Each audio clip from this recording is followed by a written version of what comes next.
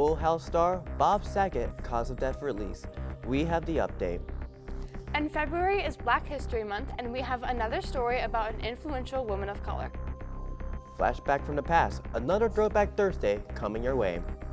All this and more coming up on NHSTV Live.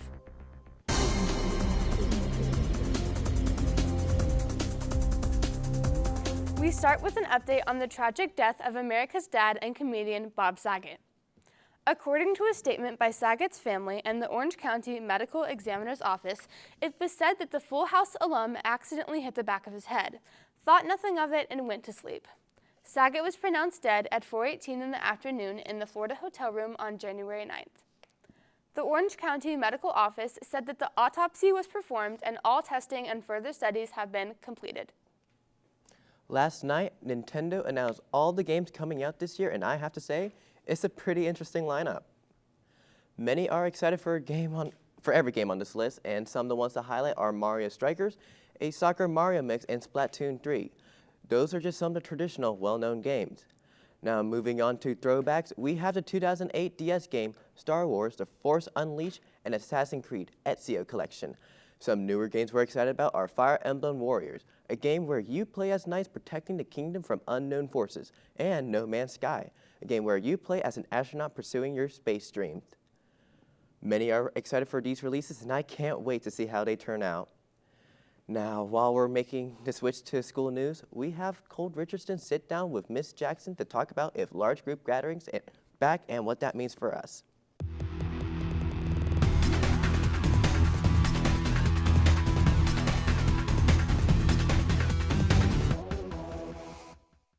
Boo! I bet you didn't see that coming. We're back with Jackson Interaction. Another one. We have Miss Jackson here today. Sorry if I scared you. That was awesome. Miss Jackson, how you been? I'm doing well, Catching my breath at the moment, All but right. loving it. Yeah, I didn't mean to That's scare you. awesome. That's my I love bad. it. I love it. Let's talk about recently large group gatherings are back. Yes. We're back. Yeah. What does that mean? What does that mean for our school? Cool. I thought it was already back, but apparently it wasn't. Go figure, right? Well, so we've always been, our numbers have been pretty low. And so we've not had some of the restrictions that some of the other campuses have had, Cole. So, but large group gatherings are back district-wide. And so what that means is things like whole group faculty meetings, class meetings, things like that can continue to occur. It also means that we can bring back dances and things of that nature. So there you go.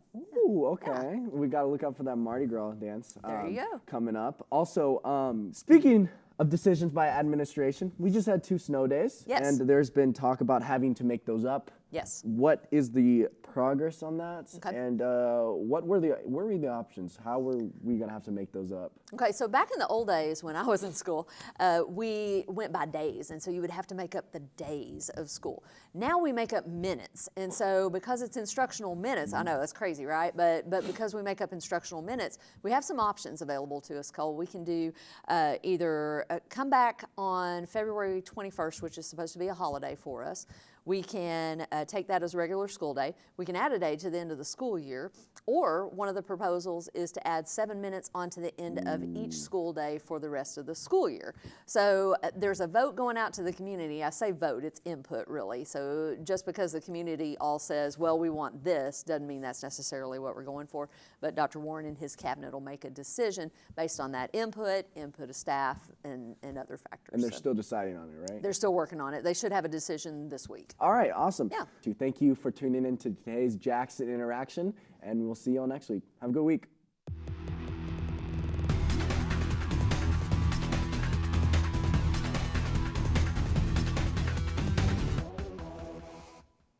Thanks, Cole. Spanish Honor Society applications for next year are open. If you're interested in applying, go to tinyurl.com/shh@NHS. Also, if you're already in Spanish Honor Society, graduation stoles are on their way. Stoles are $20 each, and if you're interested in ordering one, you can visit Senora Klein in room 603. Moving right along, we have this week's edition of Black History Month.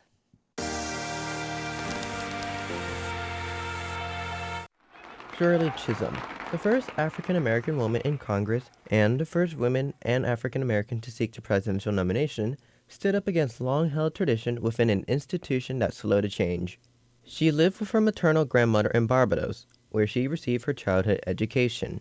When she joined the House of Representatives, she didn't receive a warm welcome because she defied the custom of staying under the radar for her first term, instead focusing on major issues. For the first 2 to 3 months, I was miserable. The gentlemen did not pay me any mind at all. When I would go to the lunchroom to eat, they would not sit at the same table as I did because I was a black woman.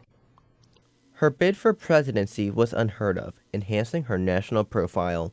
I felt that the time had come when a black person or a female person could and should be president of these United States of America, not only white males. Her campaign did very well despite the discrimination she faced, but it stirred controversy with other representatives, some of whom believed that creating a coalition of women, Hispanics, and welfare recipients is a bad idea. She still maintained her seat in the House of Representatives until 1982, when she declined to seek re-election due to personal reasons. This is Thomas Wing with NHSTV.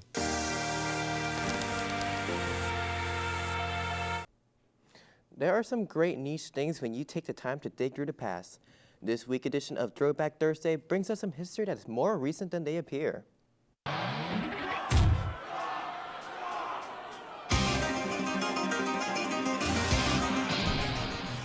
Guitar Hero is a series of music rhythm video games first released in 2005, in which the player used a guitar-shaped game controller to simulate playing primarily lead bass guitar and rhythm guitar across numerous songs.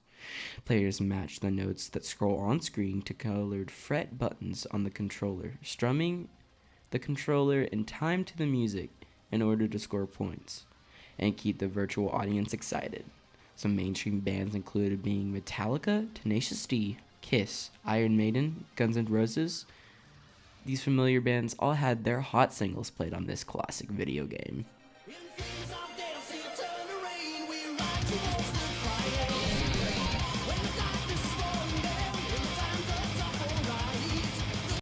Before we go, Texans, be sure to remember that TWU is giving away $13 million in scholarships. If you apply to TWU, you may be eligible to apply for a scholarship by March 1st. For more information, be sure to head over and visit Ms. Leilani in room 2104A or email her at habibaleilani@nastx.org, and be sure to not pass up this amazing opportunity. And remember, tonight in the Texan Gym, our Texan Psychics are hosting their district showcase at 6:30. There will be a dance from each dance team in the district and a feature from our cheerleaders. Make it a great Thursday, Texans. This has been NHSTV Live.